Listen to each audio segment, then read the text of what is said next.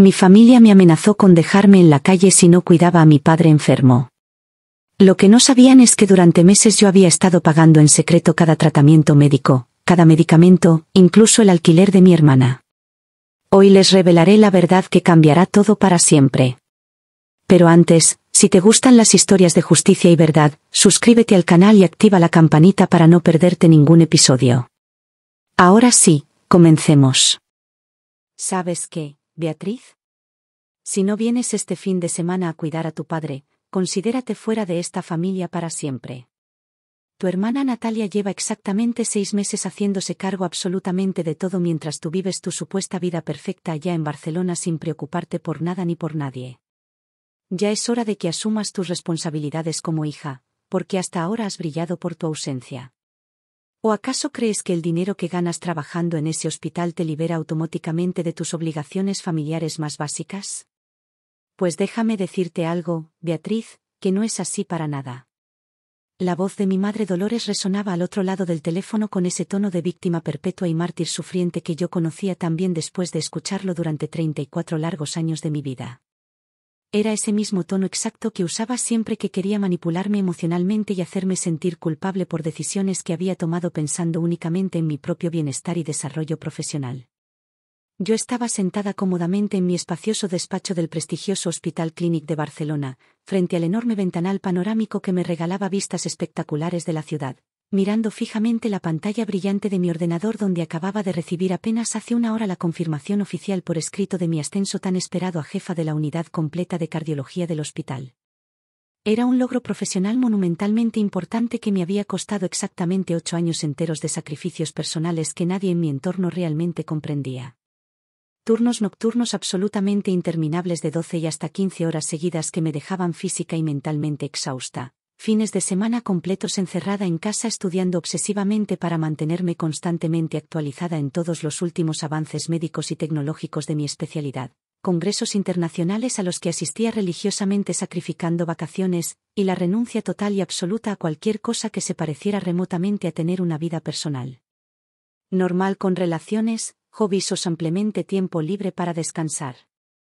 Un logro del que mi familia biológica no sabía absolutamente nada en detalle porque francamente nunca se molestaron realmente en preguntarme con genuino interés qué era exactamente lo que hacía profesionalmente allá en Barcelona más allá de un vago. Trabaja en un hospital.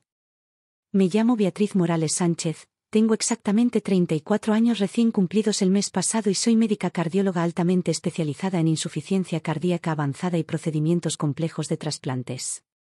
Durante prácticamente los últimos 15 años consecutivos de mi vida adulta he sido sistemáticamente la hija completamente olvidada, ignorada y minimizada en una familia disfuncional que solo tiene ojos, atención, aplausos y reconocimiento exclusivamente para mi hermana considerablemente menor llamada Natalia.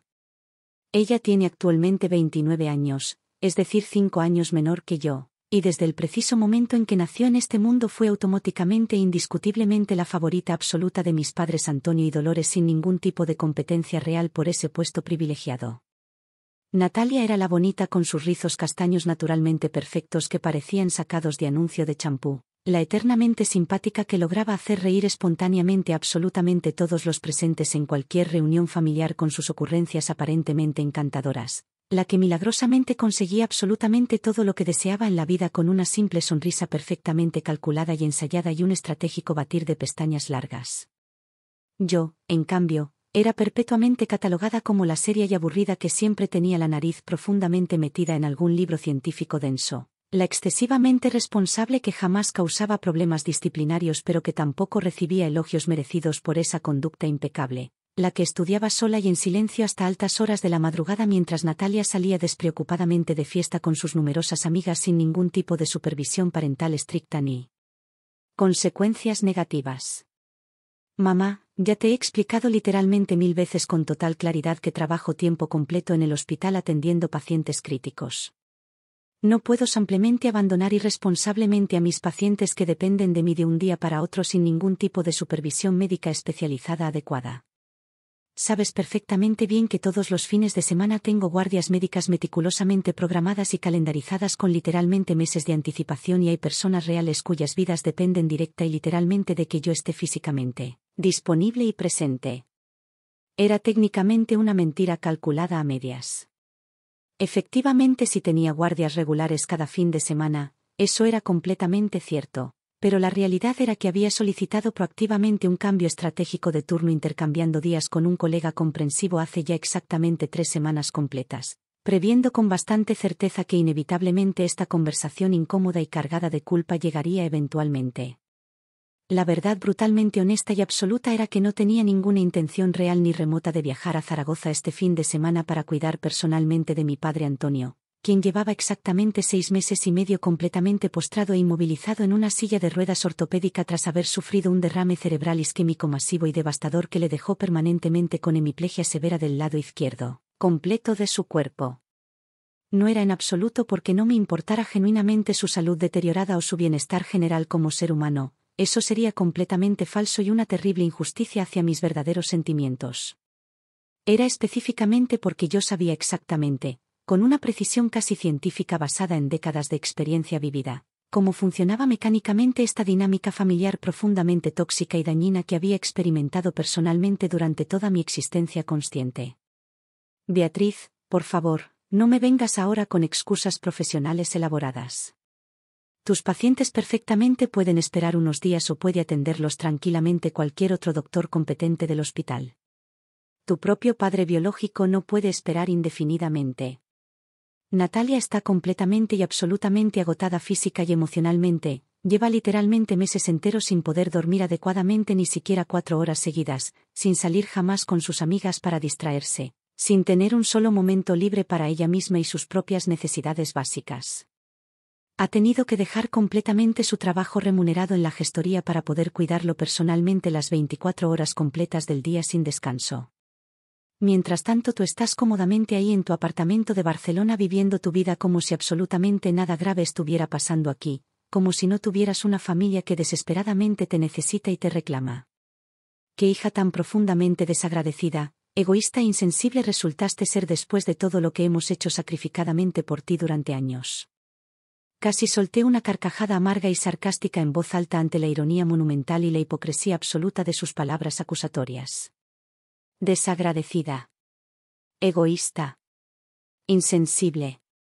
Esas palabras tan duras y destructivas venían directamente de la boca de la misma mujer que había ignorado sistemática y deliberadamente cada uno de mis múltiples logros académicos excepcionales y éxitos profesionales importantes durante décadas enteras. Absolutamente nadie en mi familia inmediata tenía la más mínima idea real de que durante los últimos 3 años completos e ininterrumpidos había estado enviando religiosamente dinero cada mes calendario sin falta para cubrir meticulosamente todos los múltiples gastos médicos extraordinarios de mi padre que el sistema de salud pública español sobrecargado no cubría en absoluto. Tratamientos especializados de fisioterapia privada intensiva realizados 3 veces completas por semana con los mejores y más reputados especialistas certificados de toda la ciudad de Zaragoza cobrando 200 euros exactos por sesión individual. Medicamentos farmacéuticos experimentales extremadamente caros y difíciles de conseguir que mejoraban significativamente su calidad de vida diaria y reducían el dolor crónico. Múltiples adaptaciones arquitectónicas costosas en la estructura física de la casa familiar para hacerla completamente accesible y segura para una persona con movilidad severamente reducida, una silla de ruedas eléctrica de última generación tecnológica importada directamente de Alemania con un precio exorbitante. Absolutamente todo lo pagaba exclusivamente yo desde mi cuenta bancaria personal en Barcelona, siempre de forma completamente anónima y discreta a través de transferencias electrónicas mensuales automatizadas que mi madre ingenuamente creía que provenían mágicamente del seguro médico supuestamente premium mejorado que mi padre teóricamente había contratado años atrás cuando su pequeño negocio familiar iba económicamente bien. En total acumulado había gastado deliberadamente más de 42.000 euros de mis propios ahorros personales duramente ganados con esfuerzo. Dinero que había conseguido trabajando rutinaria e incansablemente entre 75 y 85 horas semanales completas en el hospital sin quejarme, aceptando hacer guardias extras absolutamente siempre que me las ofrecían sin importar lo extremadamente cansada que estuviera o cuánto necesitara descansar, viajando para dar conferencias médicas especializadas en congresos nacionales e internacionales por toda España y Europa, publicando meticulosamente artículos científicos revisados por pares en prestigiosas revistas médicas internacionales de alto impacto. Mi familia no tenía ni la más remota idea de ninguno de estos sacrificios económicos sustanciales ni del esfuerzo titánico que representaban. Creían firmemente que yo vivía una vida despreocupada, superficial y completamente egoísta en Barcelona, disfrutando irresponsablemente de mi generoso sueldo de doctora mientras mi abnegada hermana Natalia se sacrificaba heroica y noblemente cuidando de nuestro padre enfermo y dependiente. La historia completa de mi sistemática invisibilidad familiar comenzó mucho antes del devastador derrame cerebral de mi padre. Desde que tengo uso de razón y memoria consciente, probablemente desde el preciso momento en que Natalia nació cuando yo tenía apenas 5 años de edad, entendí instintiva y dolorosamente que en mi casa existía una jerarquía social clara e inmutable con una hija estrella brillante que recibía toda la luz y atención constante y otra hija de repuesto oscura que existía simplemente para hacer bulto y completar el cuadro familiar perfecto. Cuando saqué la temida selectividad con una nota absolutamente perfecta e impecable de 10 sobre 10, convirtiéndome orgullosamente en una de las mejores estudiantes de toda la comunidad autónoma de Aragón ese año según las estadísticas oficiales publicadas, mi madre apenas levantó distraídamente la vista por 3 segundos de su teléfono móvil donde estaba completamente absorta chateando animadamente con las madres de las múltiples amigas de Natalia, organizando meticulosamente cada detalle de su elaborada fiesta de graduación del instituto que costaría más de 2.000 euros. Cuando recibí la codiciada carta oficial de aceptación en la prestigiosa y competitiva Facultad de Medicina de la Universidad de Barcelona con una beca académica completa extraordinaria que cubría absolutamente toda la matrícula anual y una generosa cantidad mensual para manutención debido exclusivamente a mi expediente académico verdaderamente excepcional que me colocaba entre el 2% superior de todos los solicitantes, mi padre simplemente murmuró sin emoción aparente: «Muy bien, hija. Me alegro por ti», sin siquiera apartar sus ojos pegados a la pantalla de la televisión donde estaba viendo completamente absorto y apasionado un partido de fútbol del Real Zaragoza contra el Atlético de Madrid que aparentemente era infinitamente más interesante e importante que el logro académico más grande de mi vida hasta ese momento.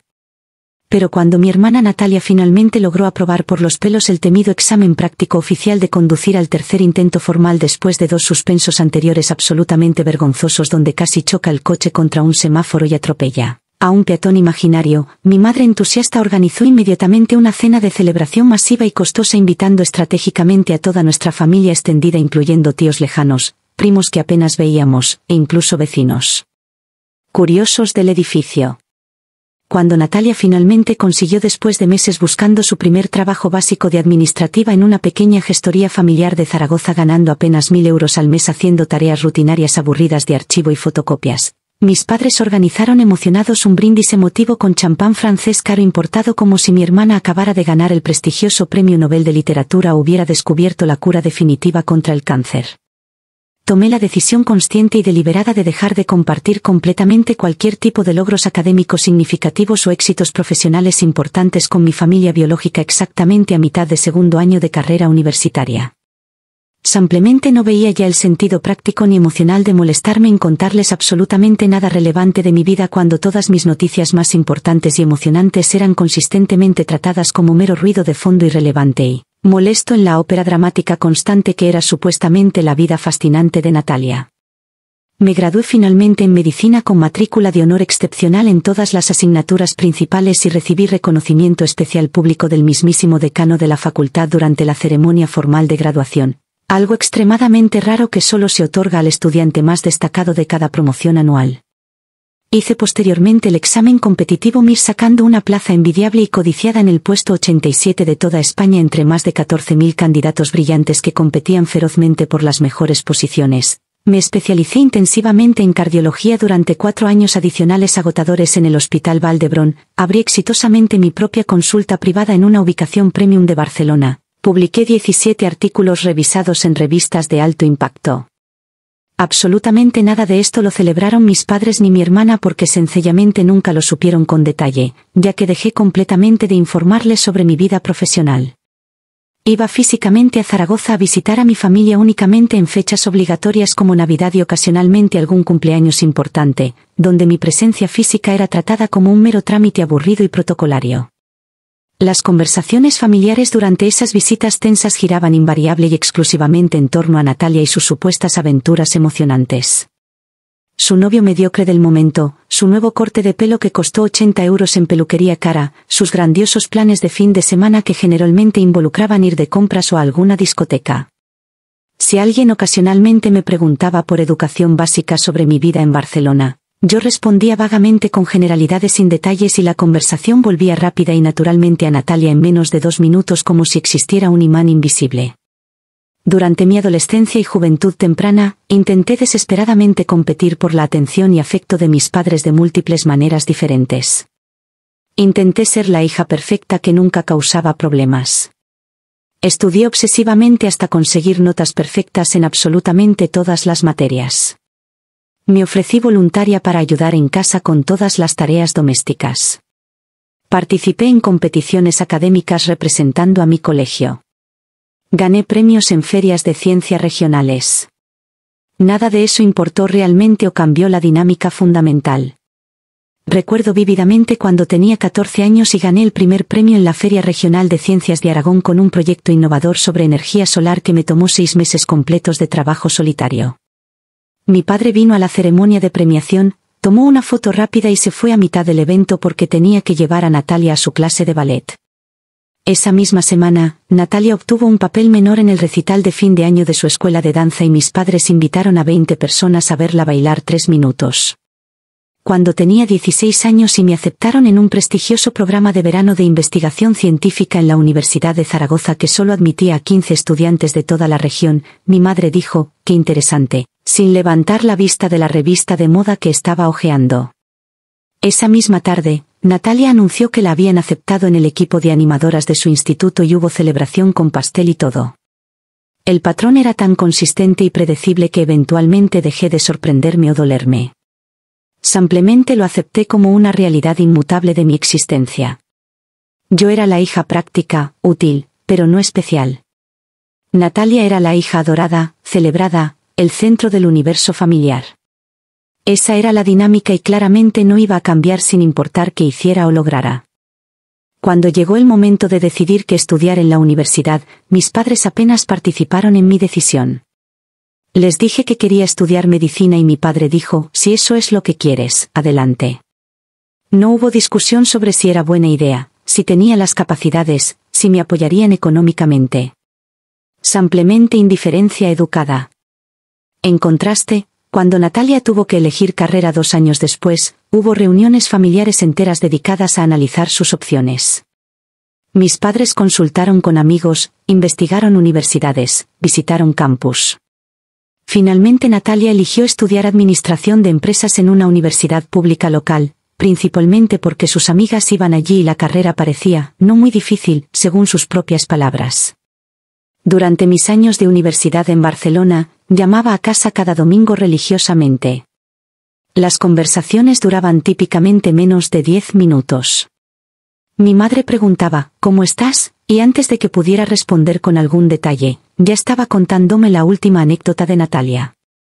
Mi padre generalmente ni se ponía al teléfono a menos que mi madre insistiera. Natalia, mientras tanto, estudiaba sin presión alguna en Zaragoza. Vivía en casa, mis padres pagaban todos sus gastos, tenía auto propio que ellos le compraron. Sus notas eran mediocres, aprobaba raspando, pero eso nunca fue motivo de preocupación o crítica. Lo importante es que se está divirtiendo y haciendo amigos, decía mi madre justificando su bajo rendimiento académico. Yo trabajaba en Barcelona mientras estudiaba. Daba clases particulares de matemáticas y ciencias a estudiantes de secundaria, trabajaba turnos de noche en una residencia de ancianos, hacía traducciones médicas para una empresa. Todo para pagar mi alquiler, comida, libros. La beca cubría matrícula y poco más. Vivía en una habitación compartida con otras 2 estudiantes en un piso pequeño en el barrio de Sants. Nunca me quejé con mis padres de mis dificultades económicas porque sabía la respuesta que recibiría. Me dirían que había elegido estudiar lejos, que era mi decisión, que tenía que aprender a ser responsable. Mientras tanto, cuando Natalia necesitaba 200 euros para un vestido de fiesta, simplemente se los daban sin cuestionar. La diferencia en el trato era tan obvia que incluso otros miembros de la familia lo notaban ocasionalmente. Mi tía Carmen me dijo una vez, tu madre siempre ha tenido debilidad por Natalia, pero estoy segura de que los quiere a ambas igual. Era su forma educada de reconocer lo evidente sin querer causar conflicto familiar. Me gradué de medicina con 24 años, 2 años antes de lo normal porque tomé cursos extras cada semestre para avanzar más rápido. Mis padres no vinieron a mi graduación. Dijeron que era muy lejos y muy caro el viaje. Ese mismo año viajaron 2 veces a París con Natalia porque ella siempre había soñado con ver la Torre Eiffel. Cuando empecé mi residencia en cardiología, trabajaba rutinariamente 80 horas semanales. Era agotador física y emocionalmente, pero también emocionante. Estaba aprendiendo de los mejores, tratando casos complejos, salvando vidas literalmente. Llamé a casa emocionada una vez después de participar en mi primera cirugía cardíaca importante. Mi madre escuchó 30 segundos y luego me interrumpió para contarme que Natalia había conseguido un novio nuevo que trabajaba en un banco. Esos años fueron los más duros profesionalmente pero también los más gratificantes. Descubrí que tenía talento genuino para la cardiología. Mis superiores me elogiaban, me daban casos cada vez más complejos, me mentoreaban. Por primera vez en mi vida, me sentía vista, valorada, reconocida. Solo que no era por mi familia, sino por mis colegas profesionales que podían apreciar objetivamente mi trabajo y dedicación. Todo cambió dramáticamente hace exactamente 6 meses y medio cuando mi padre Antonio sufrió el derrame cerebral masivo que transformaría completamente la dinámica de nuestra familia disfuncional. Era un martes ordinario por la tarde, alrededor de las 18 horas. Mi padre estaba tranquilamente en casa viendo su programa favorito de noticias en la televisión después de regresar de su pequeño taller mecánico donde trabajaba arreglando coches viejos, cuando repentinamente se desplomó del sofá al suelo sin ninguna advertencia previa. Mi madre estaba en la cocina preparando la cena cuando escuchó el golpe sordo y aterrador de su cuerpo cayendo. Corrió al salón y lo encontró inconsciente en el suelo con el lado izquierdo de su cara visiblemente caído y extraño. Entró en pánico absoluto, llamó histérica y llorando a Natalia quien estaba en su trabajo a solo 15 minutos de distancia en coche, y Natalia inmediatamente abandonó todo y corrió al Hospital Público Miguel Servet acompañando la ambulancia que transportaba a nuestro padre. Natalia luego llamó frenéticamente a algunos familiares cercanos, tíos, primos, vecinos, informándoles de la emergencia médica grave. A mí me avisaron exactamente 8 horas más tarde, casi como una nota al pie de página sin importancia, un pensamiento tardío. Recibí un mensaje de texto escueto de mi prima Mónica diciendo simplemente, tu padre está en el hospital, derrame cerebral, grave. Inmediatamente dejé todo en Barcelona, cancelé todas mis citas médicas programadas del día siguiente, pedí emergencia familiar a mis superiores, reservé el primer tren disponible a Zaragoza y viajé las 3 horas con el corazón latiendo aceleradamente y la mente imaginando los peores escenarios posibles. Llegué al hospital alrededor de la medianoche, completamente agotada del viaje y la ansiedad acumulada. Cuando finalmente llegué corriendo a la sala de espera designada del área de cuidados intensivos neurológicos, encontré a toda mi familia extendida reunida allí en grupos pequeños hablando en voz baja. Mi madre estaba sentada en una silla de plástico incómoda llorando dramáticamente en brazos protectores de mi tía Carmen, quien le acariciaba el pelo consoladoramente. Natalia estaba de pie cerca con expresión pálida y seria pero extrañamente serena, aceptando abrazos y condolencias emotivas de varios familiares como si ya estuviera ensayando su papel de hija heroica en una tragedia familiar. Absolutamente nadie notó mi llegada física hasta que finalmente tosí deliberadamente fuerte para anunciar mi presencia en la sala. Todas las cabezas se giraron simultáneamente hacia mí. Mi madre levantó brevemente la vista con ojos rojos hinchados de llorar. «Ah, Beatriz, viniste finalmente», dijo mi madre con un tono plano y neutral como quien saluda rutinariamente al repartidor de correos o al técnico que viene a reparar la lavadora. No había alivio en su voz, ni alegría de verme, solo reconocimiento frío de mi presencia física. Por supuesto que vine inmediatamente. Es mi padre. ¿Cómo está? ¿Qué dicen los doctores? ¿Alguien me puede explicar qué pasó exactamente? Está muy grave, respondió Natalia interviniendo rápidamente antes de que mi madre pudiera hablar. Los neurólogos dicen que probablemente sobrevivirá, gracias a Dios, pero va a quedar con secuelas permanentes muy serias. Hemiplegia severa del lado izquierdo completo, problemas significativos de habla y comunicación, posiblemente deterioro cognitivo parcial. Va a necesitar cuidados médicos especializados constantes las 24 horas del día durante meses, quizás años, posiblemente el resto de su vida. Inmediatamente me puse en modo profesional médico y solicité formalmente reunirme con el equipo completo de neurólogos tratantes. Como cardióloga especializada, entendía perfectamente la fisiología compleja del diagnóstico neurológico y el pronóstico probable. Hablé extensamente con los neurólogos de guardia, revisé meticulosamente todos los escáneres cerebrales y las imágenes de resonancia magnética, analicé los resultados de laboratorio, pregunté detalladamente sobre todas las opciones de tratamiento disponibles tanto en el sector público como privado, investigué sobre los mejores protocolos de rehabilitación post-ictus. Absolutamente nadie en mi familia presente sabía realmente que yo era médica especialista.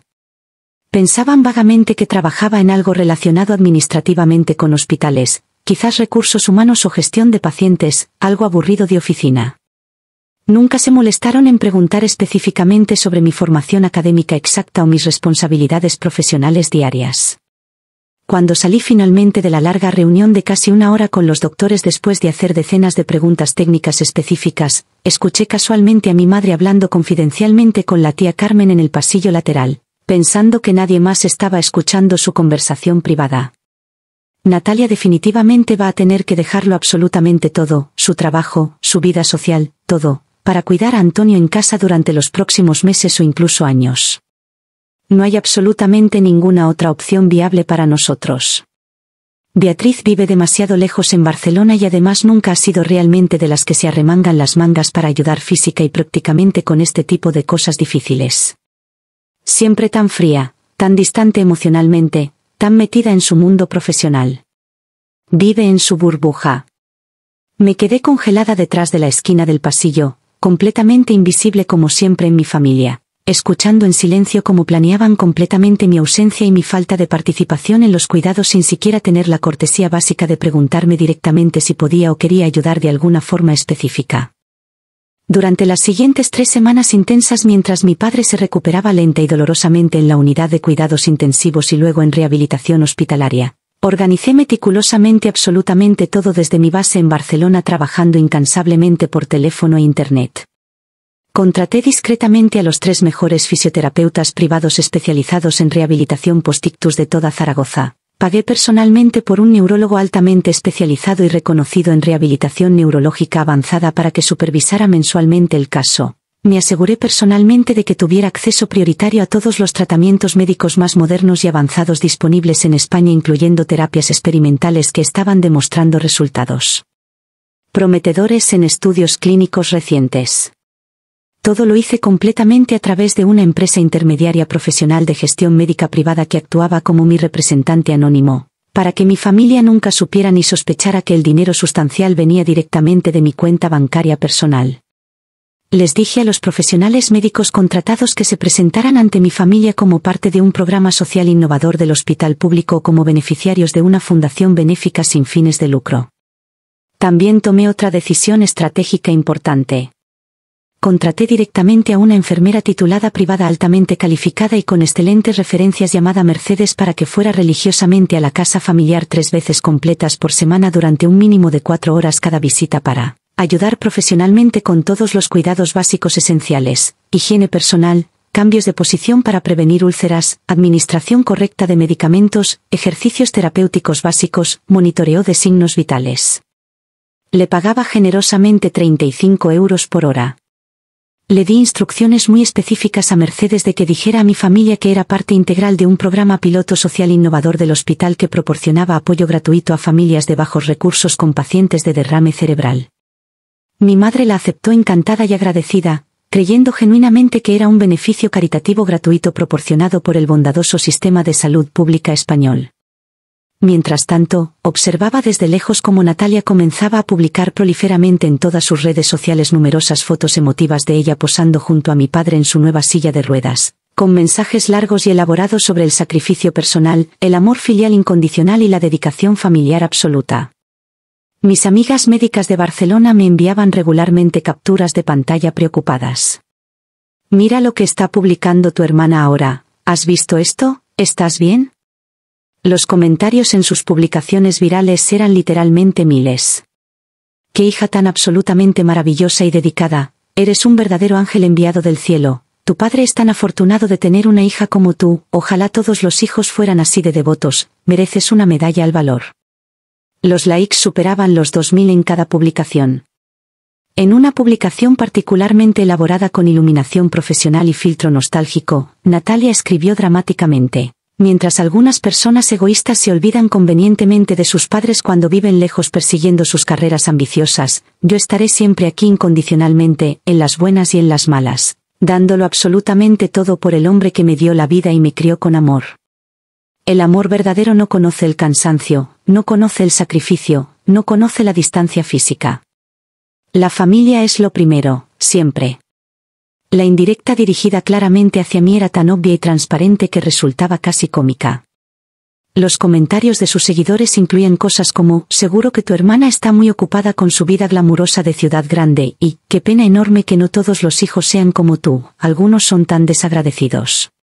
Natalia respondía estratégicamente a estos comentarios con emojis de corazón roto y caras tristes, alimentando deliberadamente la narrativa de la hermana abandonada y heroica versus la hermana egoísta y ausente.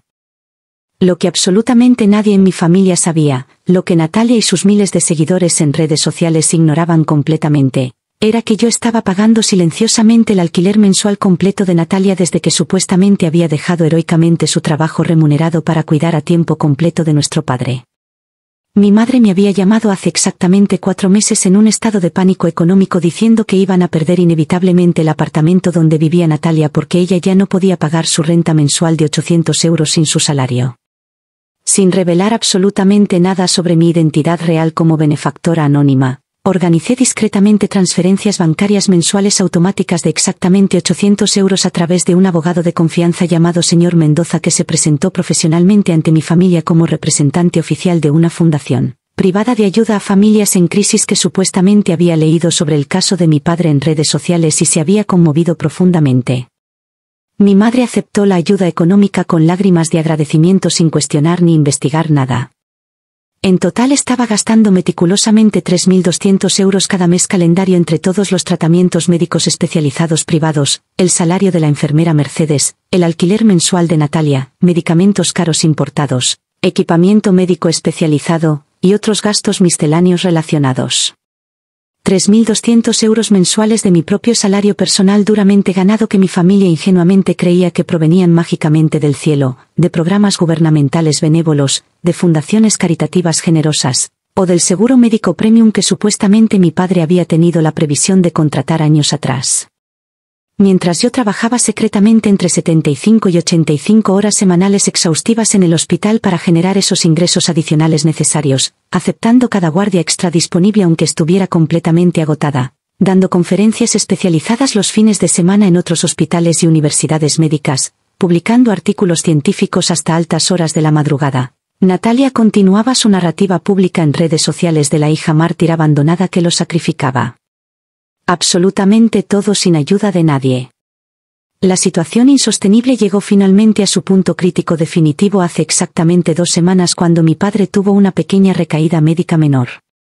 Nada realmente grave según los estándares neurológicos, simplemente un episodio leve de confusión temporal y desorientación espacial que duró aproximadamente 3 horas pero que fue suficiente para que mi madre entrara en pánico absoluto e histeria dramática. Me llamó a las 23 horas de la noche exigiendo imperiosamente que viajara a Zaragoza inmediatamente esa misma noche sin excusas.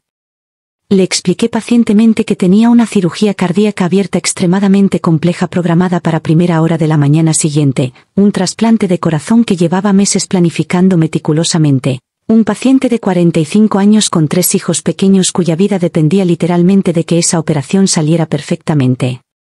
Era completamente mentira.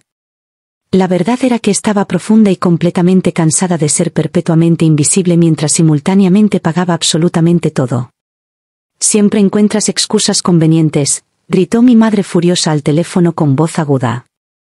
Tu hermana Natalia está completamente destrozada emocional y físicamente, ha sacrificado literalmente su juventud entera, su prometedora carrera profesional, su vida social, sus relaciones personales, absolutamente todo por esta familia.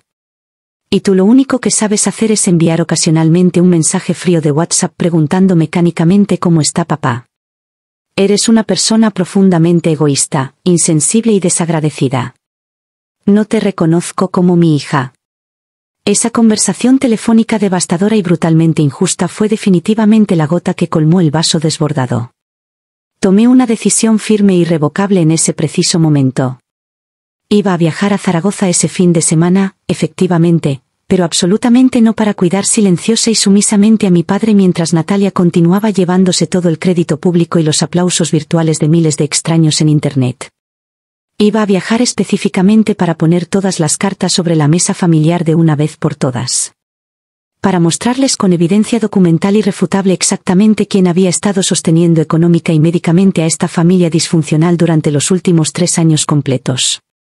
Pasé los siguientes 4 días preparando meticulosamente toda la documentación necesaria. Extractos bancarios oficiales completos de todas las transferencias realizadas con fechas exactas y cantidades precisas, contratos legales firmados con la empresa de fisioterapia privada especificando servicios y costos, contrato de trabajo con la enfermera Mercedes incluyendo su currículum detallado y referencias, facturas médicas detalladas de todos los tratamientos especializados privados que había pagado, recibos oficiales del alquiler mensual de Natalia mostrando la fuente de los pagos. Estados de cuenta bancarios destacando claramente cada gasto.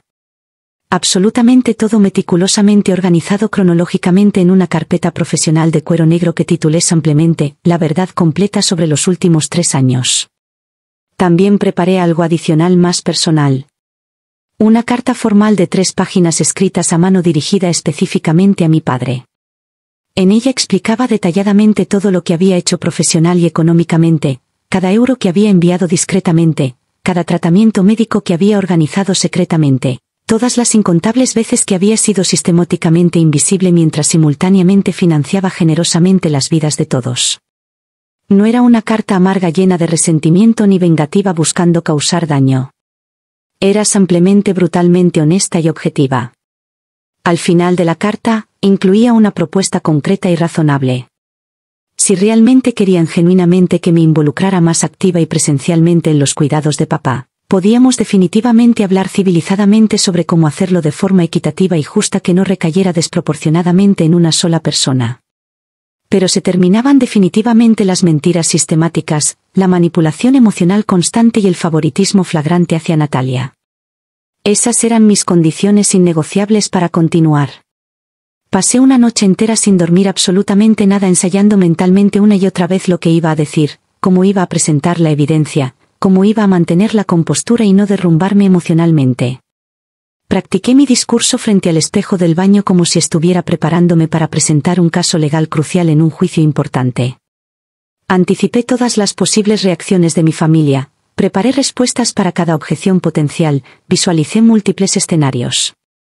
También llamé confidencialmente a mi terapeuta, la doctora Claudia Romero, con quien había empezado a trabajar hace 6 meses precisamente para procesar todos estos problemas familiares complejos y mi rol perpetuo como hija invisible. Le expliqué completamente lo que estaba planeando hacer. Ella me advirtió sobre los posibles riesgos emocionales, pero también validó que establecer límites saludables claros era absolutamente necesario y saludable para mi bienestar psicológico a largo plazo. Beatriz, me dijo con su voz siempre calmada y profesional, lo que estás haciendo requiere un coraje enorme. Vas a romper un patrón familiar disfuncional que ha existido durante décadas. Prepárate porque habrá resistencia, negación, posiblemente ira. Pero también recuerda que mereces absolutamente ser vista, reconocida y valorada.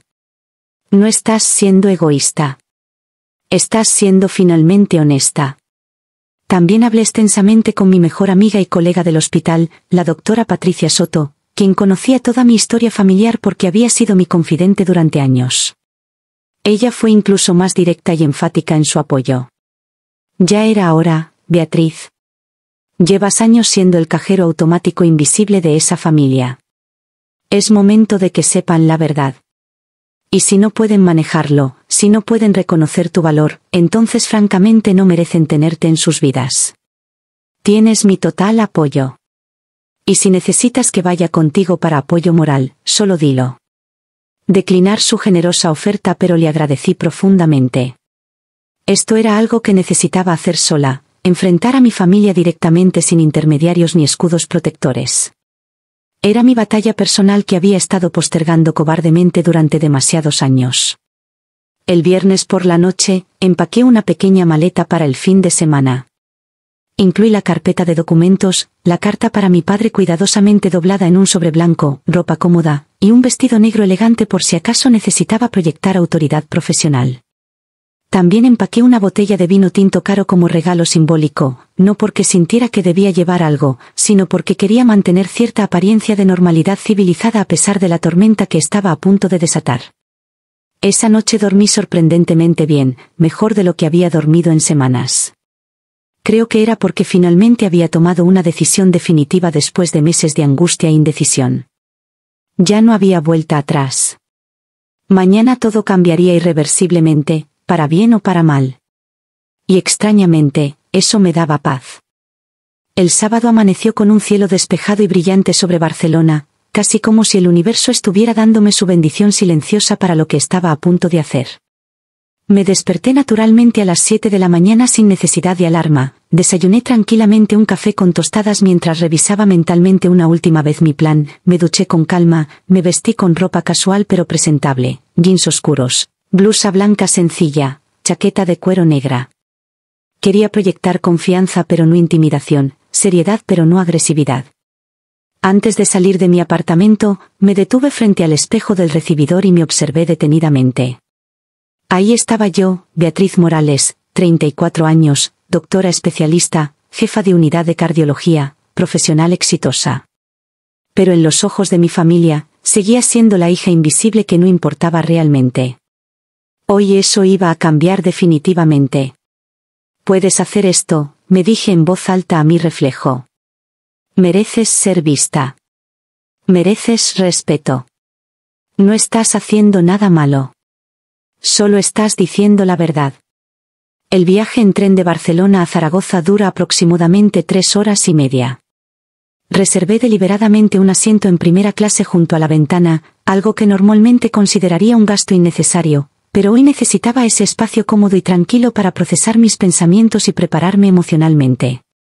Llevaba la carpeta de documentos en mi bolso de mano, como si llevara evidencia crucial a un juicio importante. Que en cierto sentido, lo era. Durante el viaje, observaba el paisaje español pasar por la ventana mientras ensayaba silenciosamente en mi mente diferentes versiones de mi discurso. Había preparado una versión larga y detallada, una versión media más concisa, y una versión corta y directa. Dependiendo de cómo se desarrollara la situación, usaría la que sintiera más apropiada en el momento. También había preparado mentalmente respuestas para las objeciones más probables. ¿Por qué no dijiste nada antes?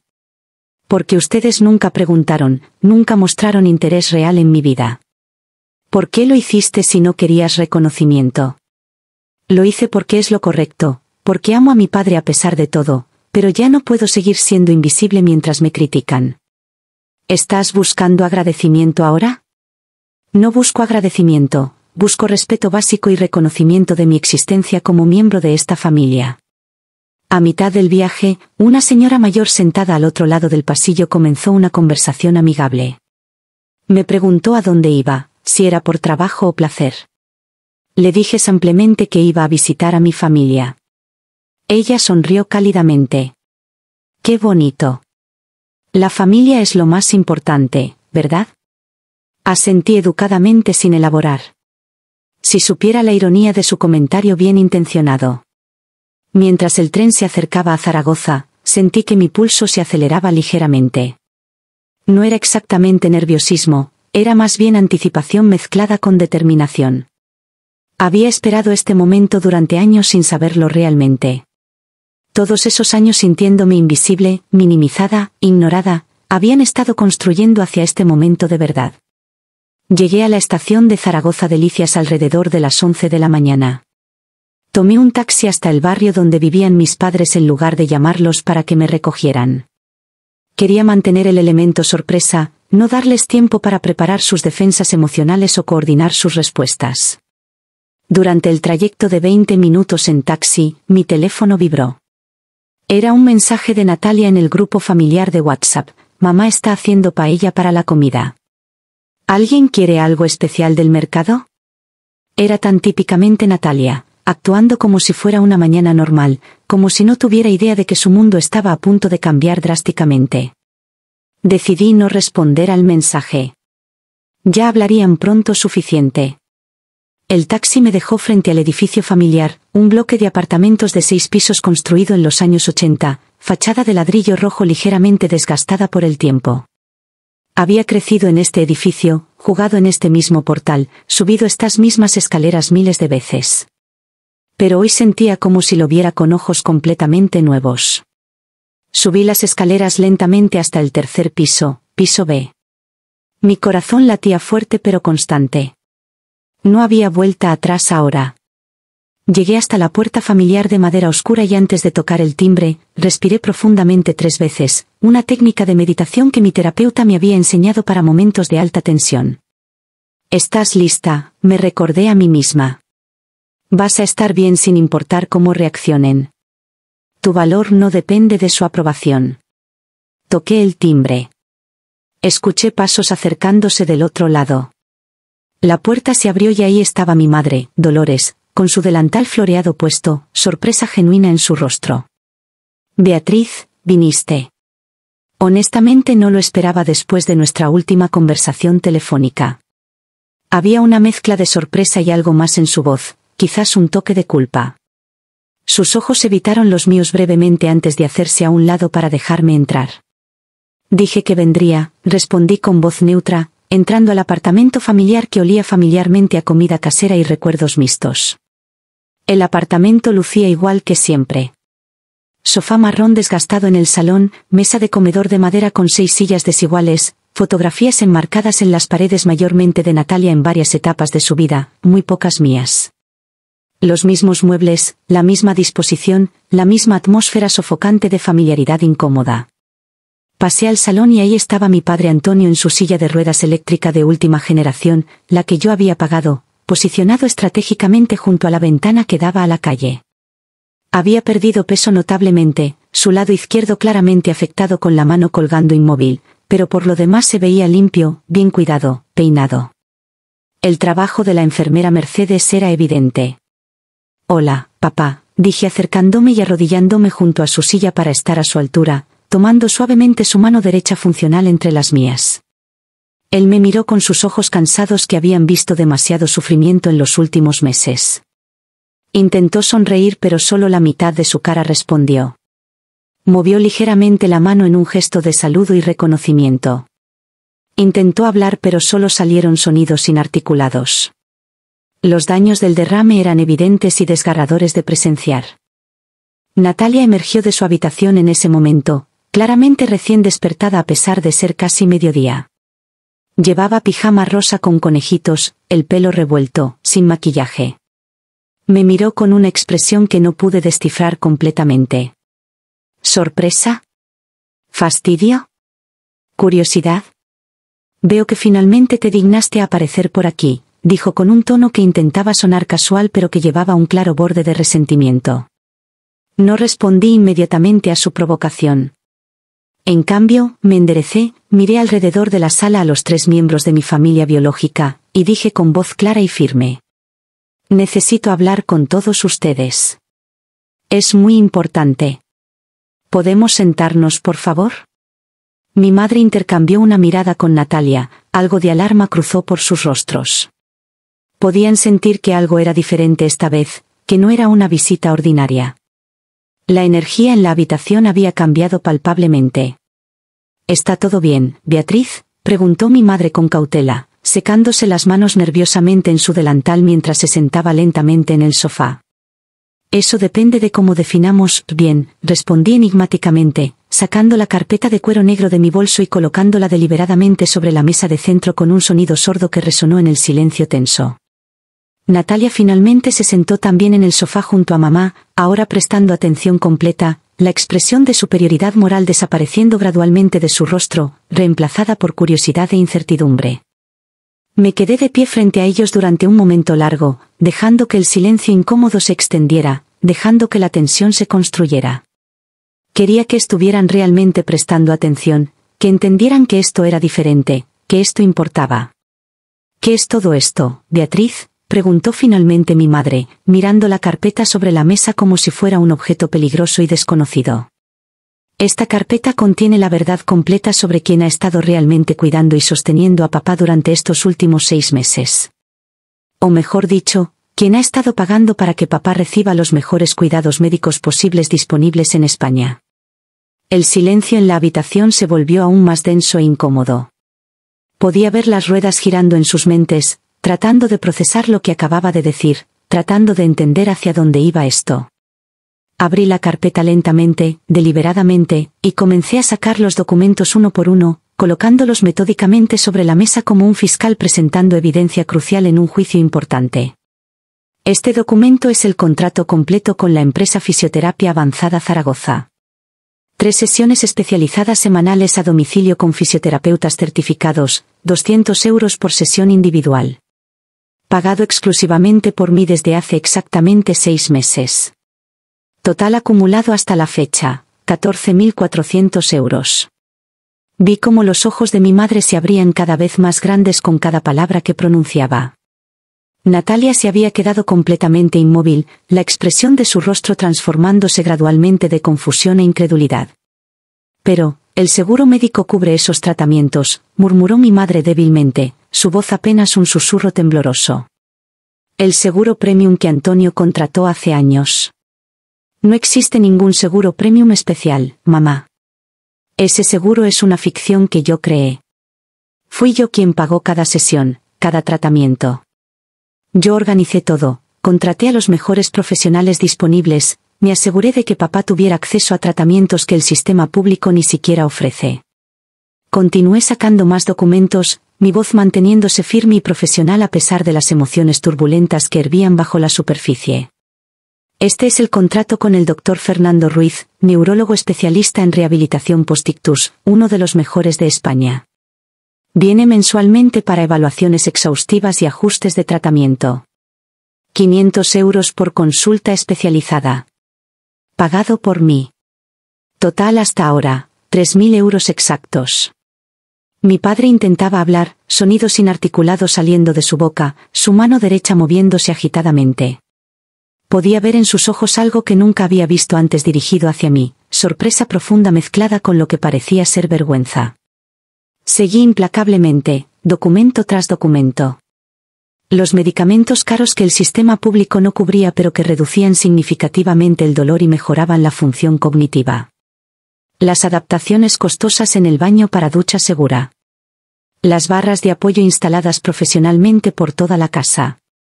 La silla de ruedas eléctrica de última generación importada de Alemania que costó 8.000 euros. Todo, absolutamente todo, pagado silenciosamente por mí. Y esto, dije sacando una serie de recibos bancarios, son las transferencias mensuales de 800 euros exactos que han estado pagando el alquiler del apartamento de Natalia desde que supuestamente dejó su trabajo.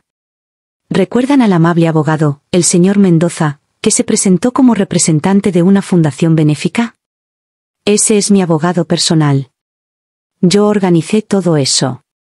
El dinero vino siempre de mi cuenta bancaria. Natalia se había puesto visiblemente pálida, toda la sangre drenándose de su rostro. Su boca se abría y cerraba sin emitir sonido, como un pez fuera del agua luchando por respirar. Y finalmente, dije sacando otro juego de documentos, esta es Mercedes, la encantadora enfermera que viene 3 veces por semana. No es parte de ningún programa social gratuito del hospital. Es una enfermera privada altamente calificada que yo contraté personalmente y a quien le pago 35 euros por hora. Ha estado viniendo religiosamente durante 5 meses. Total pagado hasta ahora, más de 8.000 euros. Coloqué el último documento sobre la mesa y finalmente me senté en la silla frente al sofá donde estaban sentadas mi madre y Natalia, mirándolas directamente a los ojos. En total, en estos últimos 6 meses he gastado más de 42.000 euros de mis propios ahorros personales. Dinero que gané trabajando rutinariamente 80 horas semanales, haciendo guardias nocturnas agotadoras, dando conferencias los fines de semana, publicando artículos científicos. Todo mientras ustedes creían que yo vivía despreocupadamente en Barcelona ignorando a mi familia. Mi madre tenía lágrimas corriendo silenciosamente por sus mejillas, sus manos temblando visiblemente mientras agarraba los documentos y los leía con ojos desbordados de incredulidad. No entiendo, tartamudeó finalmente. ¿Por qué no nos dijiste nada? ¿Por qué todo este secreto? La pregunta me hizo reír sin humor, una risa amarga que sorprendió incluso a mí misma. ¿Por qué no les dije? Porque cada vez que he intentado estar presente en esta familia, cada vez que he intentado compartir algo de mi vida, me han dejado absolutamente claro que soy invisible. Que Natalia es la hija maravillosa y yo soy la egoísta que vive lejos. Que mis logros no importan, que mis sacrificios son irrelevantes, que mi existencia es secundaria. Mi voz comenzaba a elevarse a pesar de mis esfuerzos por mantener la compostura profesional. Durante años he escuchado lo desagradecida que soy, lo egoísta, lo fría. He escuchado constantemente sobre los sacrificios heroicos de Natalia mientras yo supuestamente no hacía nada. Así que decidí ayudar de la única forma que podía sin tener que soportar críticas constantes, en silencio, anónimamente, sin esperar agradecimiento ni reconocimiento. Pero ya no puedo seguir haciéndolo mientras escucho todo el tiempo lo mala hija que soy. Natalia finalmente encontró su voz, temblorosa y pequeña, completamente diferente de su tono usual confiado y seguro. Beatriz, yo honestamente no sabía absolutamente nada de todo esto. Si lo hubiera sabido. Lo sé, Natalia, la interrumpí, mi voz suavizándose ligeramente hacia ella. No te culpo a ti por no saberlo. Te culpo a vosotros dos, dije mirando directamente a mis padres, por crear y perpetuar esta dinámica tóxica donde una hija vale infinitamente más que la otra. Donde los sacrificios de una son invisibles mientras los de la otra se glorifican y se publican en redes sociales para que miles de extraños los celebren. Mi padre finalmente logró articular algunas palabras inteligibles, trabajando duro para formar cada sílaba. Beatriz, lo siento. Lágrimas comenzaron a rodar por mis propias mejillas ahora, todas las emociones reprimidas durante años finalmente encontrando su liberación. Tengo 34 años, papá. Soy doctora especialista, jefa de una unidad hospitalaria completa, he salvado literalmente cientos de vidas, he publicado investigaciones que están ayudando a pacientes en todo el mundo. Y ustedes ni siquiera saben qué hago exactamente. Nunca preguntaron con interés genuino. Nunca vinieron a visitarme a Barcelona para ver mi consulta, para conocer mi vida. Simplemente asumieron que estaba bien porque soy independiente, y usaron eso como excusa para ignorarme completamente. Saqué la carta que había escrito para mi padre del sobre blanco y la puse frente a él sobre la bandeja de su silla de ruedas. Esta carta es para ti, papá. Cuando puedas leerla con calma, explica todo con más detalle. También incluye una propuesta. Si realmente quieren que me involucre más, que visite más frecuentemente, que sea más parte de esta familia, entonces necesito ver cambios reales. Respeto genuino. Reconocimiento de mi existencia y mis esfuerzos. Inclusión real en las decisiones familiares. Me levanté de la silla, recogiendo mi bolso pero dejando deliberadamente todos los documentos esparcidos sobre la mesa como evidencia física innegable de todo lo que había revelado. No estoy pidiendo amor instantáneo o gratitud eterna. Eso no se puede forzar y lo entiendo. Pero sí exijo el mínimo de respeto y consideración que cualquier ser humano merece. No voy a seguir siendo el cajero automático invisible de esta familia mientras me tratan como una ciudadana de segunda clase. Caminé hacia la puerta, cada paso sintiendo más ligero a pesar de las lágrimas. Los amo a todos, incluso después de todo. Por eso hice lo que hice. Pero no puedo seguir lastimándome a mí misma para sostenerlos a ustedes. Cuando estén listos para una conversación honesta sobre cómo podemos reconstruir esta familia de forma equitativa y saludable, saben dónde encontrarme. Justo cuando mi mano tocaba el pomo de la puerta para salir, escuché la voz de Natalia detrás de mí, urgente y quebrada por el llanto. Espera, Beatriz. Por favor, espera. Me detuve pero no me giré inmediatamente, dándole tiempo para continuar. Tienes toda la razón. En todo. He sido tan ciega, tan egoísta. Por favor, no te vayas así. Necesitamos hablar más. Yo necesito hablar contigo. Finalmente me giré.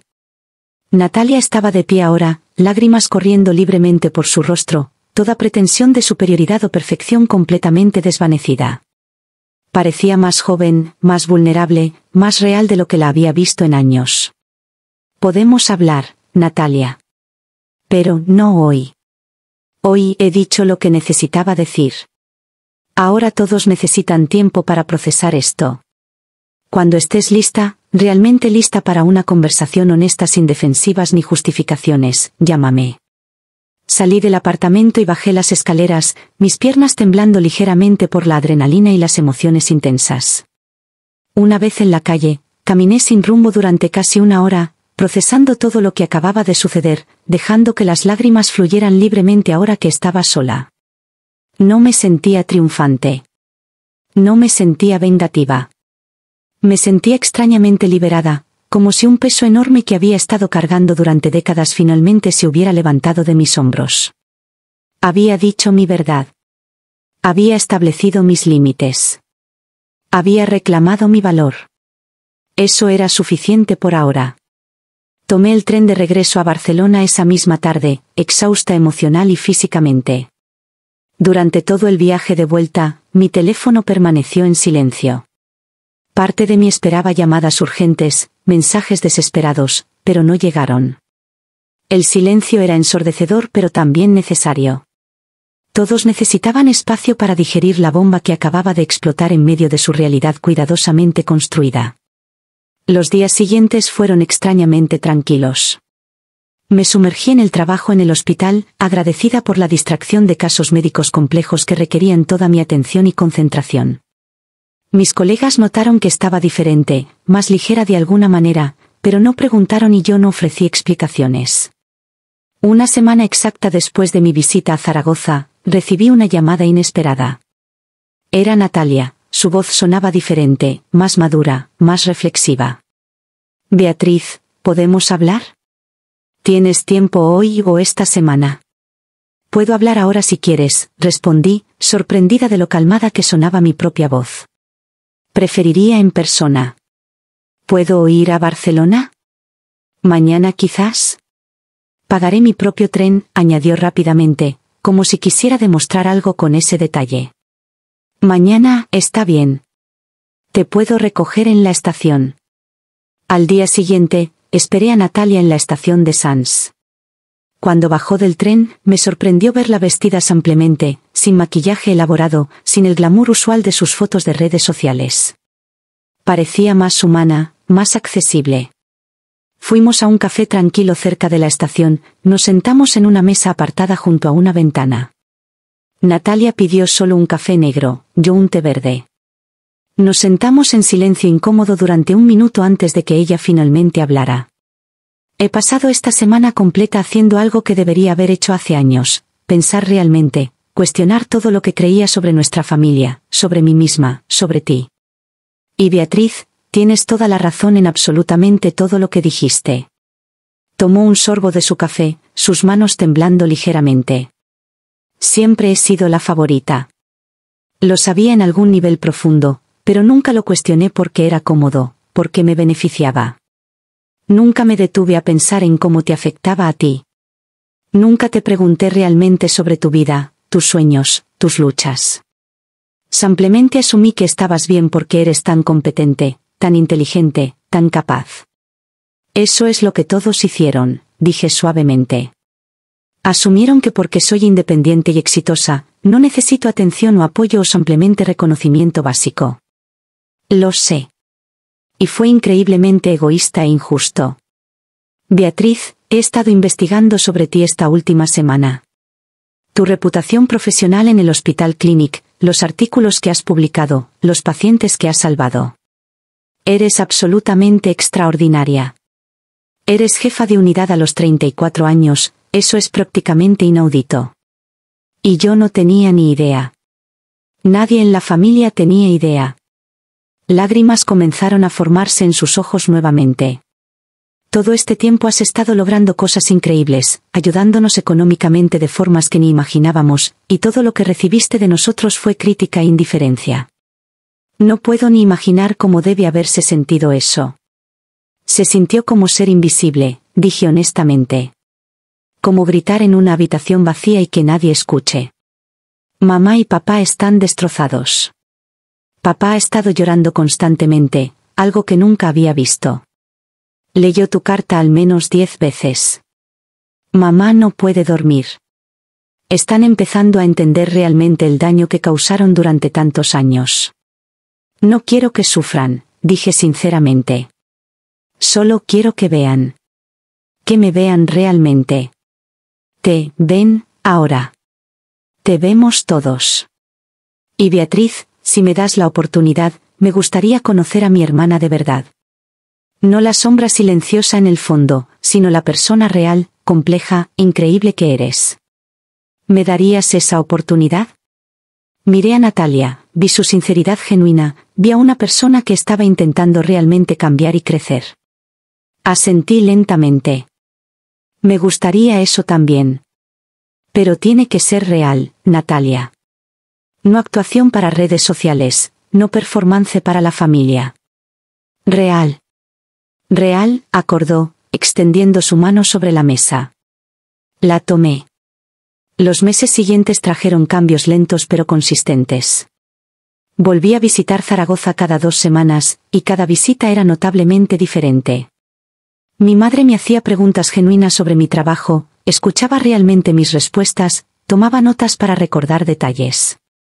Mi padre, cuyo habla mejoraba gradualmente con terapia continua, quería saber todo sobre mis casos más interesantes, mis investigaciones, mis colegas.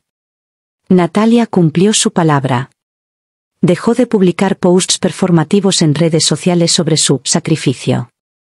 De hecho, redujo dramáticamente su uso de redes sociales en general. Volvió a trabajar en una nueva gestoría, compartimos los cuidados de papá de forma equitativa con ayuda continua de Mercedes la enfermera. Desarrollamos rituales nuevos. Llamadas telefónicas los domingos donde realmente conversábamos, no solo intercambiábamos información superficial. Natalia empezó a pedirme consejos, yo empecé a compartir más sobre mi vida. Lentamente, dolorosamente, estábamos construyendo algo que nunca habíamos tenido, una relación real entre hermanas. Mi madre hizo algo inesperado, vino a Barcelona sola para visitarme. Pasamos un fin de semana entero juntas. Le mostré mi consulta en el hospital, ella conoció a algunos de mis colegas, vio los diplomas en mi pared, las cartas de agradecimiento de pacientes enmarcadas. Al final del fin de semana, mientras la acompañaba a la estación, me abrazó fuerte y lloró. He sido tan ciega, Beatriz. He sido una madre terrible contigo. No puedo recuperar esos años perdidos, pero te prometo que el resto de mi vida voy a esforzarme por verte realmente, por celebrarte, por estar presente para ti como debí haber estado siempre. 1 año después de aquella conversación que cambió todo, mi padre había recuperado suficiente movilidad y habla para caminar distancias cortas con ayuda de un andador. Su mente estaba clara, su espíritu fuerte. Organizamos una cena familiar, todos juntos en mi apartamento de Barcelona. Mientras compartíamos la comida que había preparado cuidadosamente, mi padre pidió hacer un brindis. Se puso de pie con dificultad pero con determinación, apoyándose en su andador. Quiero brindar por Beatriz, dijo con voz aún ligeramente arrastrada pero completamente comprensible. La hija que siempre estuvo aquí incluso cuando nosotros no estuvimos para ella. La doctora brillante que literalmente salvó mi vida no solo médicamente sino que salvó a esta familia de su propia ceguera. Beatriz, te pido perdón públicamente por años de negligencia emocional. Y te doy gracias infinitas por tu paciencia, tu generosidad, y tu valentía para decirnos la verdad incluso cuando dolía. Eres extraordinaria. Todos brindamos con lágrimas. Mi madre me abrazó fuerte. Natalia sonreía orgullosa de su hermana mayor. Por primera vez en mi vida adulta, no me sentí invisible. Me sentí vista, valorada, amada verdaderamente. El camino hasta ese momento había sido largo y doloroso. Pero valió absolutamente la pena. Porque a veces, para que una familia enferma sane, alguien tiene que ser lo suficientemente valiente para decir la verdad, incluso cuando esa verdad es difícil de escuchar. Y resulta que ese alguien fui yo. Hoy, 3 años después de aquella confrontación que cambió todo, mi vida es radicalmente diferente. No solo mi relación con mi familia, sino mi relación conmigo misma. Aprendí que no necesito el reconocimiento de otros para validar mi valor. Aprendí que establecer límites no me hace egoísta. Aprendí que mi voz merece ser escuchada. Mi carrera continúa floreciendo. El año pasado gané un Premio Nacional de Investigación en Insuficiencia Cardíaca. Esta vez, toda mi familia vino a la ceremonia en Madrid. Ver a mi padre en primera fila, aplaudiendo orgulloso, fue uno de los momentos más significativos de mi vida.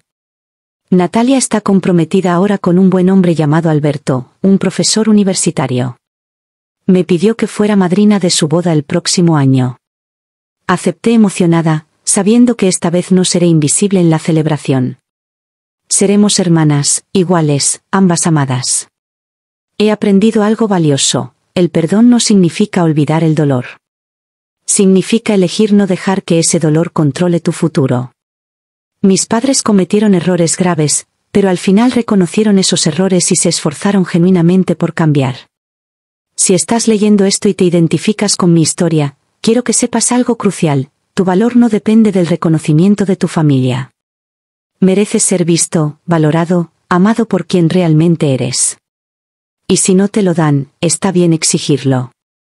Está bien establecer límites. Está bien alejarte si es necesario para proteger tu paz mental. Mi historia tuvo final feliz, pero entiendo que no todas tienen ese desenlace. A veces la familia no cambia, y está bien crear tu propia familia elegida con personas que te ven genuinamente. Lo importante es nunca permitir que nadie te haga sentir invisible. Tú existes. Tus logros son reales. Tu dolor es válido. Y mereces amor auténtico, no migajas de atención. Soy Beatriz Morales, 37 años, doctora en cardiología, hija finalmente vista por su familia, y esta es mi historia de cómo dejé de ser invisible.